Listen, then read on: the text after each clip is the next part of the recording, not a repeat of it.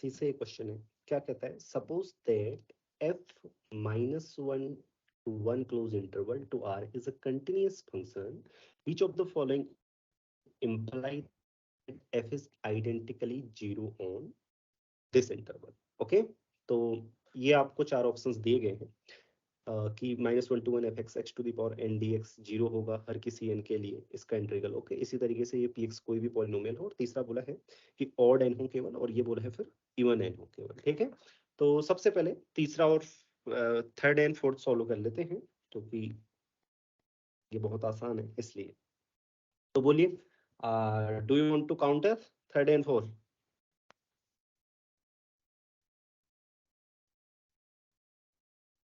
Late me counter, देखो। हाँ, ले लें 1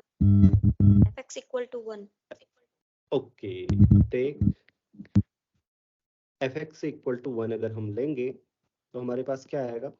ये इंटीग्रल क्या आ जाएगा, वी हैव fx की जगह 1 आ जाएगा। हाँ, यहाँ पर इसलिए 1 रख देंगे तो क्या होगा, x to the power n dx -1 to 1 is equal to 0, right, for all n greater than 0 odd। Okay, odd n के लिए क्या होगा, ऑड फंक्शन हो जाएगा ना ये उस केस में। ऑड फंक्शन का आप जानते हैं डेफिनेट इंटीग्रल की प्रॉपर्टी से, आपको इंटीग्रेट करने की आवश्यकता ही नहीं है, अगर करें तो कर लें, फिर चाहे तो देख लें, 0 आएगा। ओके, क्योंकि ये अंदर n ऑड है तो ये ऑड फंक्शन बनेगा। ऑड फंक्शन का क्या होता है, -a to a fx dx 0 होता है, इवन के लिए 2 टाइम्स होता है। तो उस केस में ये गलत हो जाएगा। 4 के लिए क्या करेंगे, टेक, बस 4 के लिए भी सिर्फ हमने ऊपर का ही आइडिया यूज करना है, fx इक्वल टू x ले लेंगे ना, तो then -1 to 1 x into x to the power n क्या बनेगा, dx इक्वल टू ये क्या हो जाएगा, ये हो जाएगा -1 to 1 x to the power n plus 1 dx। Okay, तो इधर लिख रहा हूं मैं, आप यहाँ देखिए। सो x to the power n plus 1 dx is equal to 0 for all even n। क्यों इवन n होगा, तो ये फिर ऑड फंक्शन बनेगा ना, odd function for all even n। Okay, greater than equal to 0। तो उस केस में ऑड फंक्शन का इंटीग्रेशन क्या होता है, 0 होता है, आप लोग जानते हैं, नहीं तो आप चाहे तो कैलकुलेट कर लें। तो इस तरीके से थर्ड और फोर्थ तो गलत होंगे। अब पहला और दूसरा क्या सही होंगे, पहला और दूसरा सही है। ये है वेस्टर्स एप्रोक्सीमेशन थ्योरम का एक एप्लीकेशन। ओके, अगर आपने वेस्टर्स एप्रोक्सीमेशन थ्योरम पढ़ी है तो आपने किया हुआ होना चाहिए, नहीं किया तो देखते हैं, मैं बताता हूँ आपको कैसे करते हैं, और आपको याद भी है तो एग्जाम 2 में ये पहला वाला क्वेश्चन आपने किया था। ठीक है, हिंट दिया था मैंने आपको वेस्टर्स एप्रोक्सीमेशन थ्योरम के लिए, नहीं है याद तो एक बार जाकर देखेगा। तो देखिए, मैं बता देता हूँ कैसे सॉल्यूशन करेंगे। ओके, देखो, पहले वेस्टर्स एप्रोक्सीमेशन थ्योरम में बता देता हूँ, स्टेटमेंट नहीं लिख रहा हूँ। अगर f क्या है, कोई भी close interval 0 1 to r function है, तो आप इसको क्या कर सकते हो, एक सीक्वेंस ढूंढ सकते हो पॉलिनोमियल्स की। ओके, pnx पॉलिनोमियल की सीक्वेंस होगी जो यूनिफॉर्मली कन्वर्ज कर रही होगी कहाँ, आपके f पर, ऑन क्लोज इंटरवल 0 1। ओके, तो गिवन पहले और दूसरे का सॉल्यूशन हो, second, given f is continuous on -1 to 1 by Weierstrass approximation theorem,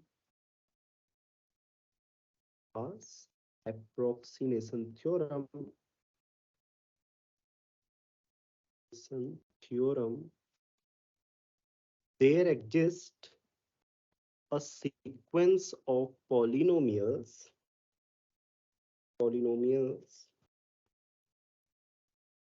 उसको मैं pnx बोल रहा हूँ, हाँ, pnx such that pnx converts uniformly to fx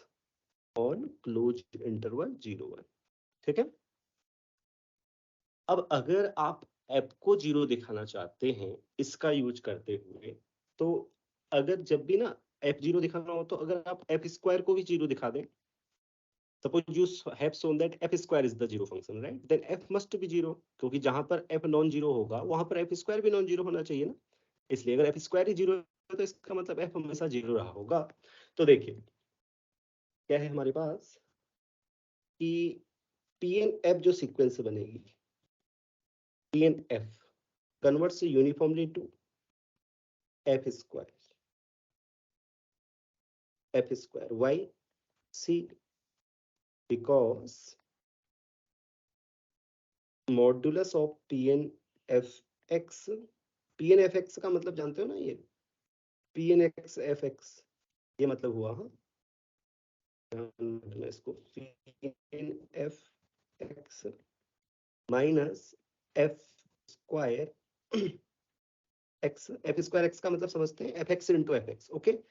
इसके मॉड्यूलस को आप क्या कर सकते हो, लेस देन एप्सिलॉन दिखाना होगा ना मुझे, for some n for some m great, क्या होगा जब भी n क्या होगा greater than equal to n होगा, तो मैं इसको किसी भी एप्सिलॉन से क्या कर सकता हूँ, छोटा कर सकता हूँ, कोई m ढूंढना होगा, right, you know the definition. तो क्या होगा, इसको मैं लिखूं तो मेरे पास आएगा modulus of F X times P N X minus F X, okay. Recall the definition, देखो डेफिनेशन क्या है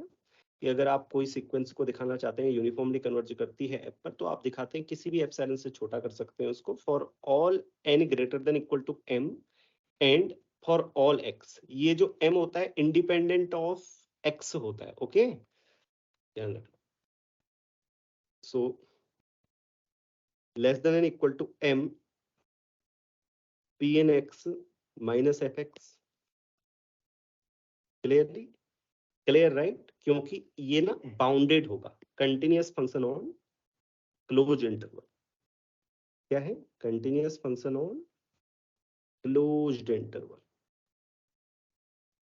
क्लोज्ड इंटरवल में कंटिन्यूअस फंक्शन हमेशा क्या होते हैं, बाउंडेड होते हैं, ठीक है। अब इस वाले को तो आप क्या कर सकते हैं, किसी भी एप्सिलॉन से छोटा कर सकते हैं, तो एप्सिलॉन की जगह क्या लीजिए,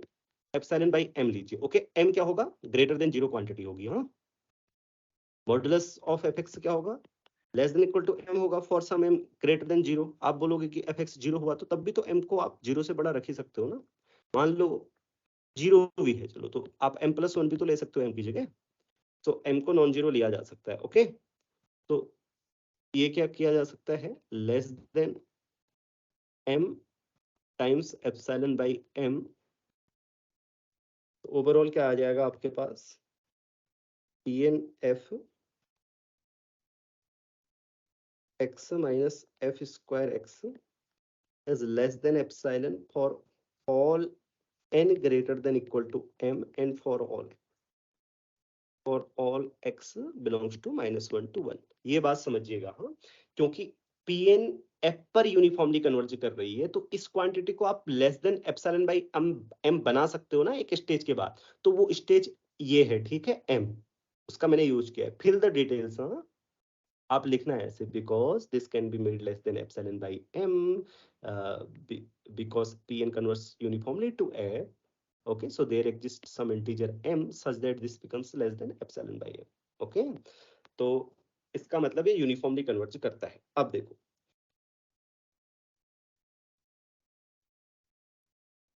गिवन गिवन क्या दिया गया है, -1 to 1 x to the power n fx dx is equal to 0 for all n greater than equal to 0, इसलिए -1 to 1 px fx dx is equal to 0 for all polynomials px, agree या नहीं करते हैं agree, तो देखो to see this,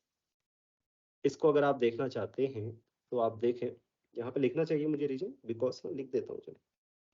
px fx को आप क्या लिख सकते हो, -1 to 1 dx को, क्योंकि px कोई पॉलिनोमियल है तो किस तरीके की होगी, मान लीजिए ये है a0 a1x dot dot dot an x to the power fx, okay. dx। ठीक है, तो इसको आप क्या लिख सकते हैं, फिर ब्रेक करिए इसको, a0 fx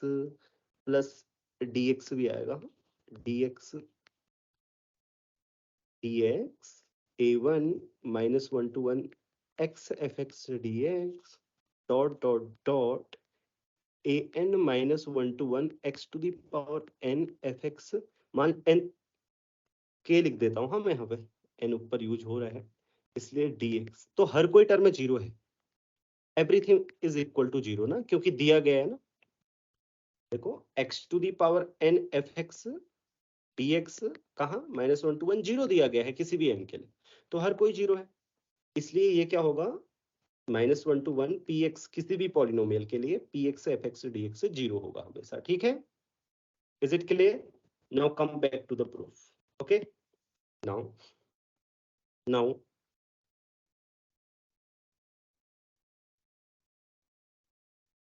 now limit n tending to infinity, अब ये क्या होगा आप देखिएगा कि modulus F square, right, yes, ये वाला F square X dx not modulus minus 1 to 1 F square dx, इसको आप इस तरीके से लिख सकते हैं कि नहीं लिख सकते हैं, limit n tending to infinity pn f, समझिए इस बात को, बिकॉज रीजन आपको बताऊं, बिकॉज बिकॉज pn f क्या करता है, यूनिफॉर्मली कन्वर्ज करता है किस पर, एफ स्क्वायर पर, और आप याद करिए जब भी कन्वर्जेंस यूनिफॉर्म होता है बाउंडेड इंटरवल्स पर, हाँ ये भी ध्यान रखना इंटरवल बाउंडेड है, यहाँ माइनस 1 to 1 है, तो आप क्या कर सकते हो, लिमिट को एक्सचेंज कर सकते हो ना, ये आपने पढ़ा होगा यूनिफॉर्म कन्वर्जेंस में, ये थ्योरम पढ़िए कि कन्वर्जेंस यूनिफॉर्म होता है तो लिमिट एक्सचेंज हो सकती है किसके साथ, इंटीग्रल के साथ, ओके, अंदर बाहर हो सकती है, अगर इसको अंदर ले जाइएगा तो ये क्या बन जाएगा, pn fx किस पर कन्वर्ज कर रहा है, मॉड्यूल सॉरी एफ स्क्वायर पर कन्वर्ज कर रहा है, इसलिए ओके, तो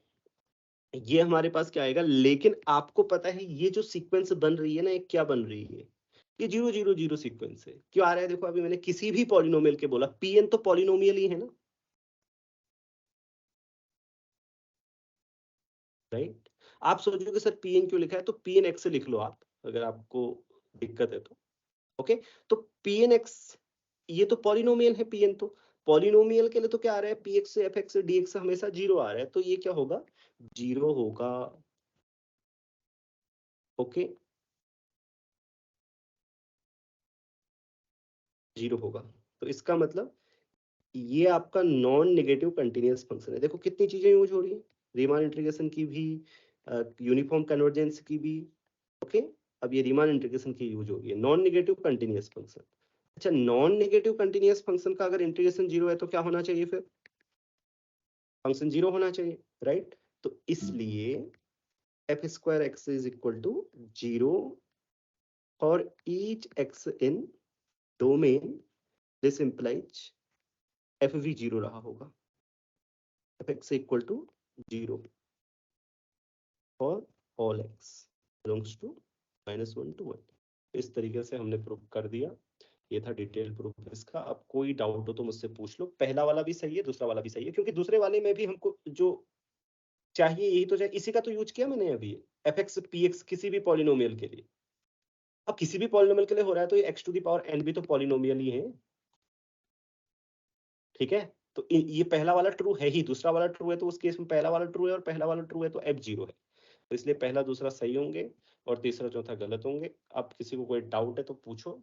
otherwise we move to the next question.